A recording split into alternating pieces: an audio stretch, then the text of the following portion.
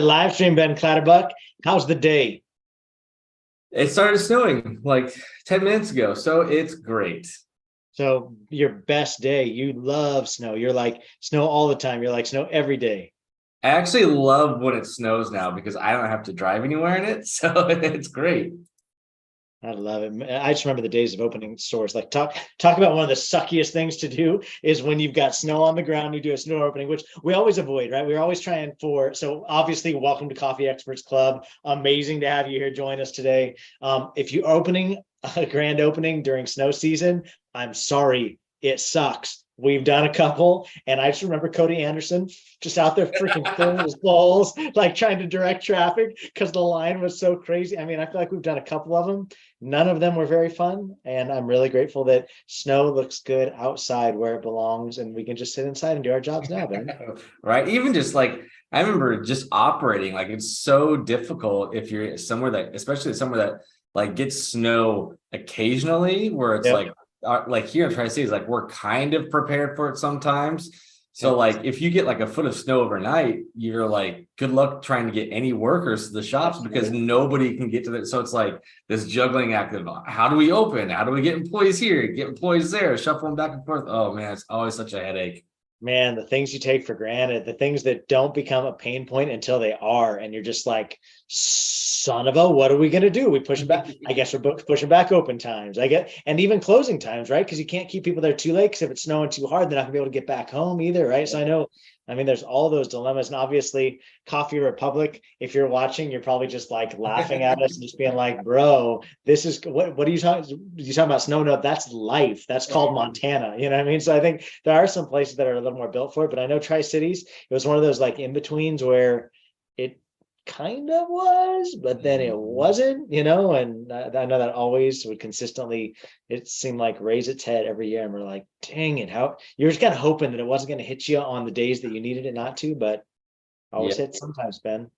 God, those weekends of like, a foot and a half of snow and it's a Saturday and you're like, this is supposed to be our best day. And we Yeah. can't get anybody to the shop at our busiest shop. And it's just, yeah, it's always such a Oh, crapshoot.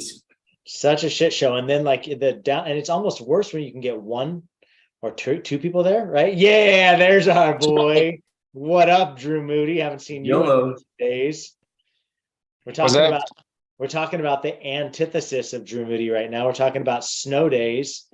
Back in Tri-Cities, Ben said it just started snowing in Tri-Cities, and we talked about grand openings in snow, and then we talked about days that you were hoping for big days, and it was actually snowing, and you couldn't get people there. And then I was saying it's almost worse when you can get one or two people there, because then it's like just enough to not really be able to support the pressure, but man, you're still open. So all the crazy, crazy things. Drew, what do you think about that? I think I'm I mean I think tired. yeah, I think we basically had experience in all of the above. And I remember the year that Ben had to get his little smart car dug out of the snow. But we all made it to a stand. And I remember Phoenix and I were the only ones who could make it to Kennedy, and it was one of our busiest stores. And that was exactly what happened. Was it was enough to open, but not enough to support the traffic. And luckily, generally on those days, customers are pretty understanding. Nobody's really in a hurry when there's a foot of snow on the ground. Yep. Yep. Oh man, and Drew, now where you've sweat every day consistently for the past 60 days, It's like, what um, is snow? like I don't even remember what that felt like. I remember that one time when I was cold. Oh man, Drew Moody, how you doing in the back there? Back of the shop, just our extra menu, just chilling out behind you, just calling out in case people want to order something online right now. We have our sign waivers take us outside and wave around like the showgirls during wrestling matches. Yes, I love Walk it. down the street holding that thing. I love it. How's the day going down there, man? How was you were expecting a big rush of 30 people. So unlike Ben, unlike some of the stuff we've experienced back in the States, what Drew deals with right now in this grand opening for Coffee Experts Elite for Coffee de los Mayas is they have tourists. And it's like a gangle of tourists that are like, hey, we need to show up at like 6:45 and leave by 7. So I just want to be clear, or 5:45, leave by 6. I just want to make sure you can make 30 drinks real quick, right? That's what Drew is up against down in Cabo de los Mayas. Are they like tour guides type things where it's just like a busload of tourists?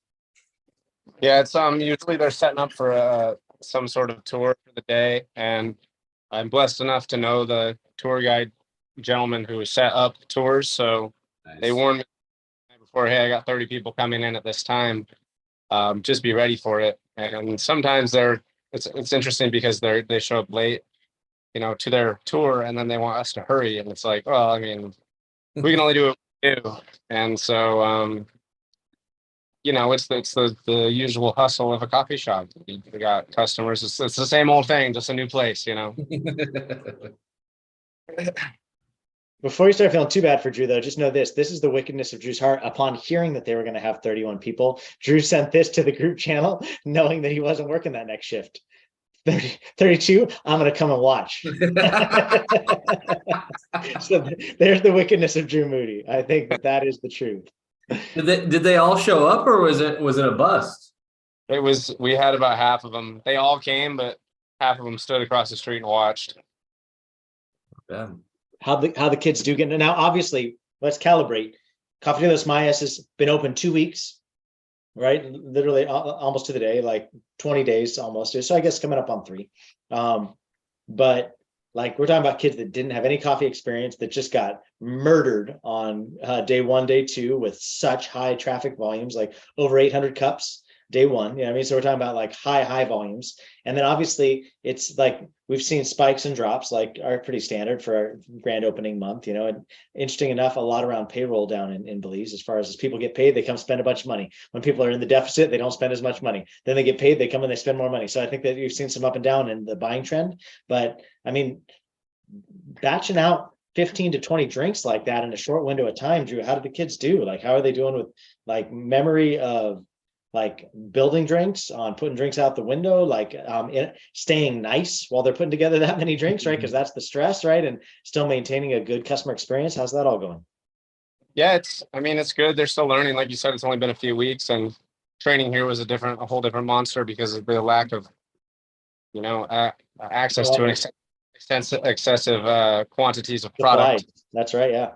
So they're doing really well. I think they feel relief when I have encouraged them to like taper orders rather than just take all the orders all at once. You just slowly take orders and chat with the customers, and say you take 2 or 3 orders and then you kind of wait till the next drinks come out. And so they've been really good at it, and they're just nice. They're nice people anyways. So not to knock our American culture, but the Belizeans are just friendly as heck compared to some of the places that I've lived in the States. So really warm-hearted people. And so they don't have a problem staying nice, and they do get a little flustered. But one of the tricks is just thinking, the ones I tell them is that, you can only do one person at a time, really. So don't think about the 15 people waiting, have a conversation with the person that's in front of you. As far as drink construction, well, I think they're doing okay. I mean, I'm watching all, like, obviously we're helping Coffee de los Mayas with the social media too, on like just helping them with commentating and just helping them with the load. But I haven't seen any complaints on quality, like no complaints on drink quality. Like, I think that, and I'd say even the few people that we've had that have raised concerns on things, it was more about like function more than like drink quality. It was more like, hey, I don't know that I got my correct change back, like things that you're still teaching people how things work, and so then it's just kill them with kindness, tell them to come back in, and you'll make it up to them, you know what I mean? But I think that for the most part, for as much volume as we've seen on their social media feeds between Facebook, Instagram, and TikTok, I feel like in Google, right, I feel like they're killing it. They're doing a great job. There's no Yelp. Ben, do you say no? There's no Yelp in Belize. So is there Google reviews? I would assume so, right? There are Google reviews. Yep. And they're what's the other one? Traveler. TripAdvisor. TripAdvisor, yeah, as well. But it's hard to complain about drink quality when you don't know what the drinks are supposed to taste like. That's right. When everything's our unique blend, where they're just like, what are we getting? Oh, that sounds tasty. And then they get it and they have nothing to refer back to. So they're like, that was as good as you described it. Exactly. Do you anticipate that though, Drew? You think after we've been open for a while and people get their drink down every time they order the Maya, and they order that for the next 2 months, then obviously they're going to know when their drink turns out right and turns out wrong. And that's when you start seeing drink complaints. You don't usually see them this early on when you're this new. Yeah, I do anticipate that, but I also anticipate this next month or so as a nice buffer for the baristas to gain the knowledge and skills to be able to make those consistent drinks. So while the customers are, kind of defining their palate, the baristas are defining their skills at the same time, probably at the same pace. Good Yeah. combo. I'm curious, Drew, how are energy drink sales down there? It seemed like energy drinks like weren't as big of a hit as it would be like up in the US. Yeah, I got to say the energy drink game is a lot slower here. Interesting. The kids that they just like frappuccinos, man. The people love their blended drinks here, and it's always hot drink season here. So as we know, blendeds on blendeds on blendeds is like the signature move when it comes to hot days. Well, every day's hot here. So a lot of people just get, we started doing milkshakes because we ran out of smoothie mix. So we improvised and created a whole new drink, milkshakes here, and people love those things. But energy drinks are slow. I think it'll catch on over time. And luckily it's slow because when the hurricane hit, it took out the only CO2 factory in the whole country. So I've been buying bottled soda water and making them old school here. But that would be kind of a mess if it was super busy with energy drinks. So maybe we do a promo when we get the CO2 back and we can put a little bit more emphasis on that product. It's just it's a funny, like, interesting difference between, I guess, like American culture and Belizean culture. Like here you would expect like the energy drink sales to be as popular, if not the most popular, especially with like young kids. It's funny that energy drinks. I mean, do you see a lot of people just even drinking energy drinks period around? Like here you'd see cans of Red Bull everywhere. Yeah, people don't really drink energy drinks, man. They drink Coca-Cola. They love their Coca-Cola down here. Yeah, it's all the things you can't really account for. I think it's crazy how things change. So yeah, but the Frappuccino blended drink remains supreme king everywhere. Really People does. People love them, and they love their mochas. Love their mochas. Like the mocha is the best seller on the menu. We have all these signature drinks, all these amazing proprietary ingredient list things, and people get mochas. That's so funny. It's interesting. Yeah, I think that and Ben, this is the debate, and I should know this, and I told Drew this, but I was kind of just making it up as I went. So in their mixes, in their milkshakes, we're still using our frat mix, right? You're still tucking that in. And Ben, there is caffeine in Big Train, right? Like Big Train is a caffeine, like it's a powdered coffee product, right? So there is caffeine tucked in. Yeah, they tuck in a little bit of it's like that instant coffee, whatever they call that Nescafe. It's basically that powdered coffee kind of mixed in with the sugar and dried dairy product. So you've just been liquoring up all these kids selling them on. It's like, hey, this is a great thing for your young child to have, and you should come get this one. And it's I hope they enjoy it and they get home and they're just like wired. Is that basically what we're doing? Yeah, but they probably think it's from the sugar. That's true. Yeah, in those, it's probably fair to say that the sugar is going to wire them up more than the caffeine. It's probably fair to say that we're not good babysitters. I would say don't leave your kids. Since coffee is isn't a good spot to leave your kids, because between the sugar and the caffeine, you're probably not going to like the kid you get when you get it back. You know what I mean? That's probably the guarantee. We're just slowly subconsciously creating our next generation of customers. That's it. I mean, it's a little bit like drug dealing, but it's not really. Like it's at least they enjoy it, and it's not detrimental to them. It just makes them a little bit more wired. Oh man, Drew, you've been pushing hard 7 days a week for weeks on end. How's it feel looking down the mouth of the lion these days? I think I'm gonna miss it here. Yeah, I'm gonna miss it. I really like it. Working every day is kind of rough, but it's like I'm working right now and I'm just sitting here. So I don't think it's not necessarily the physical exertion. It's more like the mental, consistent mental concentration and upkeep that is, anybody who's been in leadership knows that you don't really turn off. You have a hard time turning off. So even if I wasn't here, even when I'm back in the States, it's probably going to be a similar, simmering attention needed to, to manage the system that we put in place until they're autonomous. So you are coming back at some point then? You're not gonna stay there forever? If I had my way. Well, he's there until he's not, right? I mean, he can talk about whatever he wants, but plane's supposed to be coming for him in a set of days, and we'll see if he's on it. Oh man, Drew. I mean, you have run a pretty radical stretch, bro. Let's recap Drew's life for the past several months. You got to live in Montana for a month, which was like amazing. Work with the Coffee Republic crew and the most beautiful time to be in Montana. And then you went and hiked the Grand Canyon. And then you've been living in tropical paradise for the last 2 months. I mean, bro, there's some point that everybody's got to come back and live just the daily grind, right? Like at some point. I don't even know what normal life is like anymore. He's like, I don't even know where I'm coming back to. I'm just getting on a plane and I'm flying back stateside.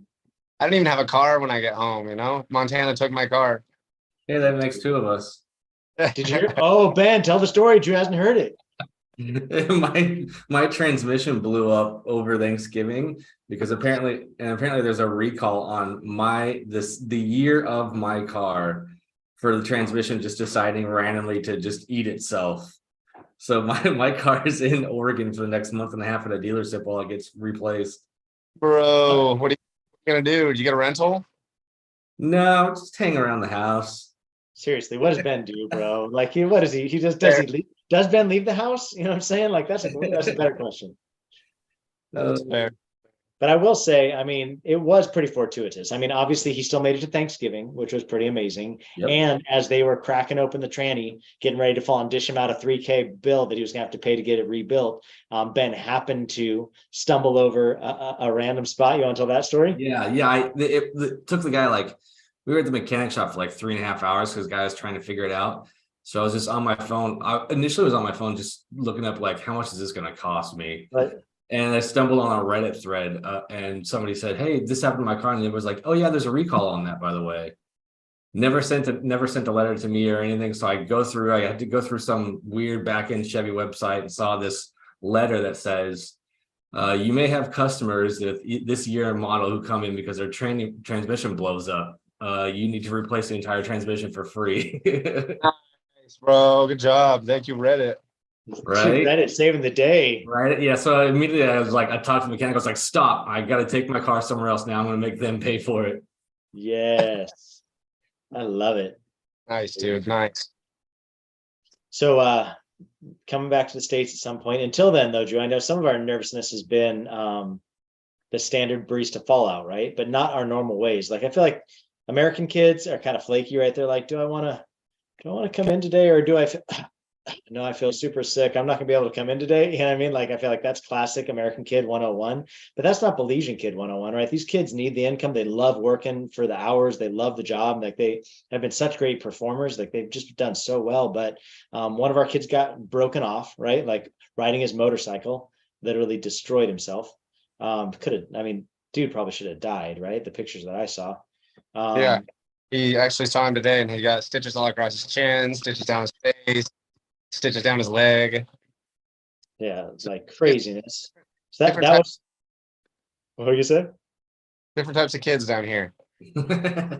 So anyway, like, and dude's like, hey, no problem, I'm going to be in as soon as I can. Like, that's hey, I think I can work. I think I can run the register. Like, just crazy people, right? And then on top of that, then one of our just most beautiful and amazing young leaders down there twisted her ankle on the way to work, right, Drew? Sprained her ankle? Yeah, she fell down. She was just walking and rolled her ankle. She's so small. She's like 4'11". She wears these like thick-soled shoes, and she rolled her ankle and fell down a little hill and actually sprained it. So she's out now for a week. And then Drew messaged me this morning. What did you say? One of the kids out with the flu? Yeah, one of the kids has a flu. So I got him down. I have 8 people. I'm down 3 within the first 2 weeks of opening. What? So the normal jam, but I will say, we had the Human Bean gals on the last 2 coffee experts from down in HB Reno. And like, I'm always impressed with how long they retain people. They were going to have to let one go. They had a no call, no show. So obviously, like, they that person isn't going to work there any longer. But we track on their scorecard every week. Every week we do their L10 with them, their level 10 meeting from EOS's way of running a business, which is amazing. It's been worked so good for Human Being Reno. But we track how many employees they have and turnover, and I feel like they hold on to employees forever. People seem to really like working down there too. But you do have that turnover. I remember at Tri-Cities, I felt like we were turning over people all the time. I felt like Jordan and Mason and the crew was just interviewing people all the time. Ben, until he was able to wriggle his way out of on interviews and pass that off to somebody else, felt like was interviewing people all the time. Yeah, it's weird how that is, but I think you kind of said it too. There's a different culture of turnover. Like up here, kids, like we had turnover just because they're like, nah, I don't like working anymore. I don't really need the job anyways. I'm just doing this for fun, and it's not fun anymore, so I quit. Right. It seems like down there, it's more like I got bitten by a shark, so I can't show up. It's no joke, bro. It's no joke. And I mean, obviously, it's refreshing to be around a working culture. I mean, people that really care, want to be good at their job, want to hold on to this job, want to do it well. I think that's always refreshing to be around, right? And here's really pretty cool because, there's no one else in this whole country that's doing exactly what we do. It might have been a little bit more normal to just be like, I don't want to work at this coffee shop now because there's a dozen other brands doing the same thing that I maybe want to go try. Whereas here, like authentically, these kids are some of the best baristas in the entire country. And I keep saying that, it sounds kind of funny, but it's true. There's nobody else doing what we do here. And the amount of actual pressure, social pressure that you're under to do what we do is unique here. In the States, there's, like I said, dozens of coffee shops pushing people in different ways. And here, this is the only one. And so these kids, they're really proud of what they do. That kid, the kid that wrecked his motorcycle, I actually texted him that day. And I was like, hey, but can you switch shifts with some girl tomorrow? I want you to close instead of her. And just to be clear on what this kind of stuff looks like. Anyway, go ahead. He FaceTimed me later that night, and he's like, bro, I don't know if I can work tomorrow. And it was right after the accident happened. So his face was all messed up. He's bleeding. He's like, I might need the day off tomorrow. And I was like, bro, you're going to need a couple of weeks off at least. It's like, geez. So he said, please don't, please hold my spot. I'd love to come back. I love what I do. And it was really interesting that just to see that type of commitment out of, he's 19, and it's just, it's a coffee job. For us, we always think coffee job is a stepping stone, but these kids are very proud of their skills. That's cool. That's really cool. Yeah, super cool. I think it's cool too. I think sometimes we take it for granted because we've been around coffee so long, but I think that coffee is really unique in that you can really level yourself up. You can really grow within this thing. It's not based upon your education. It's not based upon anything but how you show up, right? And if you show up strong, speed service strength, right? If you show up and you're treating your people well and you're making a quality coffee and you're getting it out in a good amount of time, you can really ascend. And I think especially with something like what Coffee de los Maestros is doing in Belize, this isn't their only one. You don't make money at coffee with one location. Like that's just not how coffee works, So like they've got agenda to expand. And I think that if you move yourself up, that is one of the cool things about coffee is you make great tips, So you get a decent hourly wage plus great tips. And then as you ascend within the brand, like moving on into assistant managing, up into regional managing, potentially, potentially if they want to franchise to you, then you've got a business that you've got on your own without having to do a bunch of education, without having to outlay like hundreds of thousands of dollars to do it. I think that's a pretty awesome business model, especially for young kids